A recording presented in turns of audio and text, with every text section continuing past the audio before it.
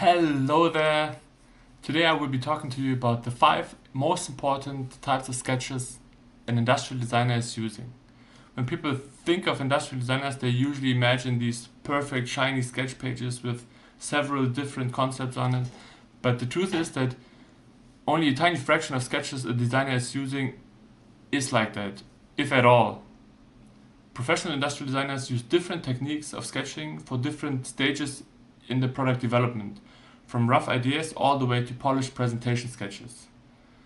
So today I will break down the 5 most important techniques a designer can use, when to use them, why they matter, and how they can elevate your communication as an industrial designer. So stay tuned. The first sketching technique is the thumbnail sketch.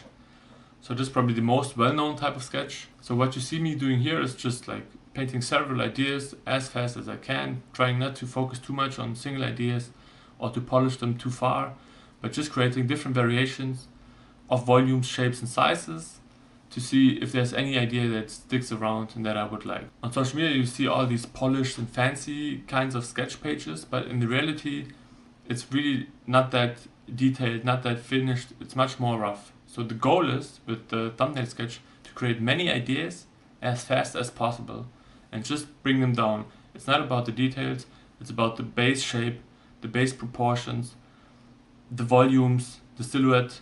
And if you got like many ideas, then you take them, focus on certain aspects like the buttons, functionalities and other things. But at this stage, for the purpose of product development, you would just make as many ideas as possible in a short amount of time.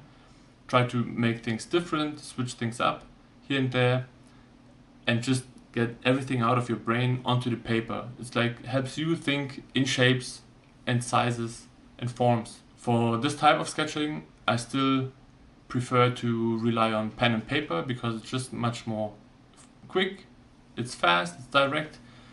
You cannot control Z your way out of unperfect lines, so that makes it even faster because you cannot go back and correct things if they are wrong in the first place. So you just keep going until you have like several ideas that you think are worth developing further into concepts. The benefit of making it on pen and paper is also that you can just take the paper with your 15-20 ideas, show to your colleagues and have a discussion with them. What do they think is an interesting direction? Which shapes work for this type of product, which don't? Or are there any ideas that they would want to see represented that are not yet part of your thumbnail sketch pages? The shiny sketch pages that you see on social media, they have a different purpose. Their goal is to create almost something like an artful sketch page that represents beautiful ideas, and there you can also apply much more detail and pay much more attention to than you usually would go for digital, because you can make the corrections much more easily. If your purpose is to generate ideas for a concept to be developed, I would go for the thumbnail sketch, rough, fast, with pen and paper. Number 2, the concept sketch. I go to my thumbnail sketch pages and pick the concepts or the ideas, they're not concepts yet, that I find to be interesting, intriguing, and now I start to think about them in a much deeper sense. So I also am forced to sketch much more big. I would still prefer to do that on paper with a pen and not in digital, because it's still faster for me to iterate through the idea. Usually what happens is that I have a thumbnail sketch, I make it bigger, and then I feel like it's not good yet, the proportions are not right, so I have to still iterate through the idea before I can develop it further into a concept. But sketching it big allows me to zoom in on those details and understand for myself, oh, there's a surface transition or two edges collide. How can I resolve this? Where would I put the buttons that they are readable and usable for the user? How does the proportion feel overall? Where can I make transitions? And if I already have an idea about the manufacturing techniques, I can already start considering first drafts, split lines potentially. And with that in mind, I am already having a head start for the later stages of the product development. There's also the phase where I really zoom in on some of the details, highlight them, make them big, and I definitely would propose to make the concept as a sketch from multiple perspectives. Usually the front face that is presented to the customer, and potentially the backside or another interesting volume that the concept creates. And I would also add at least the front and the side view in 2D drawings next to it, so it's really understandable also for me while I think through the concept how the proportions are, so I can always refer back to that sketch. It's easy to make, it's quick to sketch, and it is now a valid reference for me that I can always rely on. Sketch technique number 3, the presentation sketch. So this is the first time I would go digital. Some people still prefer to use markers with their sketch, but I like to use digital because I can be much more clean and work much more refined in that sense. So I have a concept. I have figured out most of the details in the concept sketch. Now I want to make it really nice and polished, and this is the first sketch that I will actually show to the client. So I can use my initial concept sketch as an underlay, scan it in and drop it into Photoshop or wherever you use. I also try to create a composition of the sketches that is presentable and attractive to the client. I would add like a brand if possible, if I know already that there will be one, and add some more details to make it come alive much more, add shading. And now with AI, Viscom is certainly a quick and reliable solution if you have a proper concept sketch available. So you just upload it, type in what it is, or let it even describe from the software itself, and then it will render it out for you. So this definitely takes like hours potentially of your product development process. Hours you can spend on other things that make money. So it's always good to think about alternatives to make things faster, right? And you can even play with different colors and variations of the material in Viscom. You can also do that on Photoshop, obviously, just use some sliders left and right. But in general, this is the first sketch that is actually shared with external parties, like the client. And you want to present it in such a way that they understand and enjoy the concept, its function and its use, but also obviously the aesthetic of the concept. Sketch number 4 is the communication and thinking sketch. So I would say this is the sketch that I use the most from all the sketching techniques. It's not a sketch that I would show to the client, to external parties, so it's not about beauty at all, it's about communication, pure thinking and communication.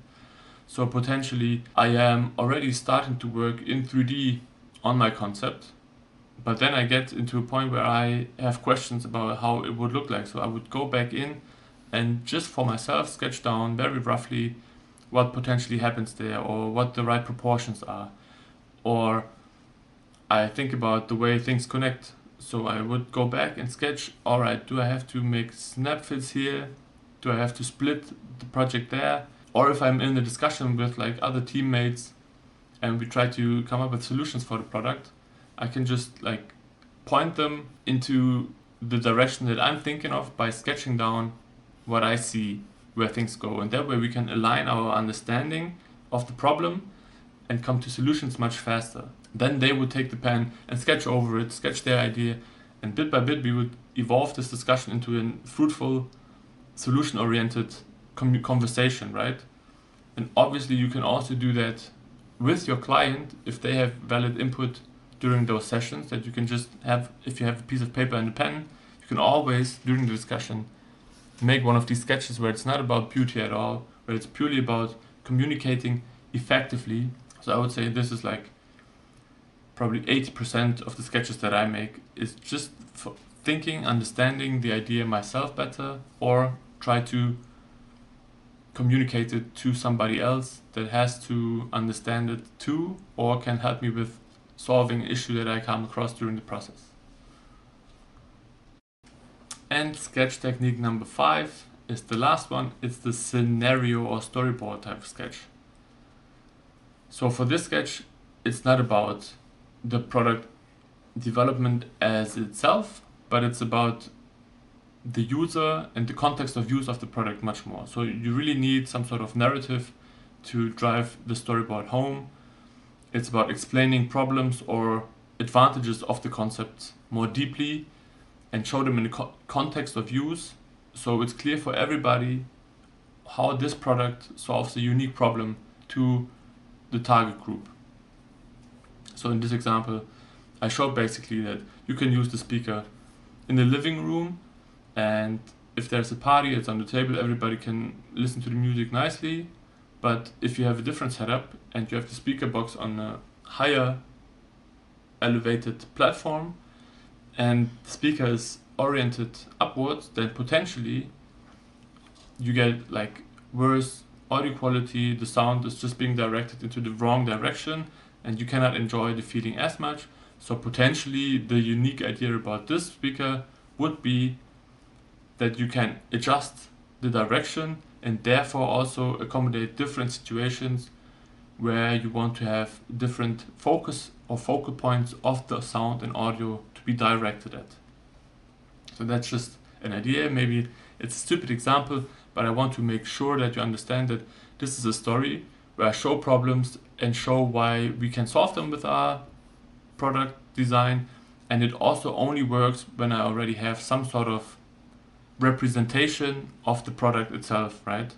So I can integrate it into my story. And then almost like a comic, I can then show this, obviously much nicer than I sketched it here, but I can take this and show this to the client and see and go through, is this the problem that you described to us? Did we understand it correctly? Do you feel like we correctly represented the product as the solution to the problem you described or not? And that way you can do all kinds of things. By embedding it in a story, you can really and clearly distinct it from other products on the market, show the target group an interaction, and really create like this whole holistic understanding of the product. Alright, that was it. Those are the 5 sketching techniques every industrial designer should know. I hope you enjoyed it. I hope maybe there was even something new for you in this whole thing. I do think these are really important to distinct, and that's not all about beauty and shine, but it's really about communicating effectively. If you enjoyed it, just subscribe and see what else I will be bringing to the table.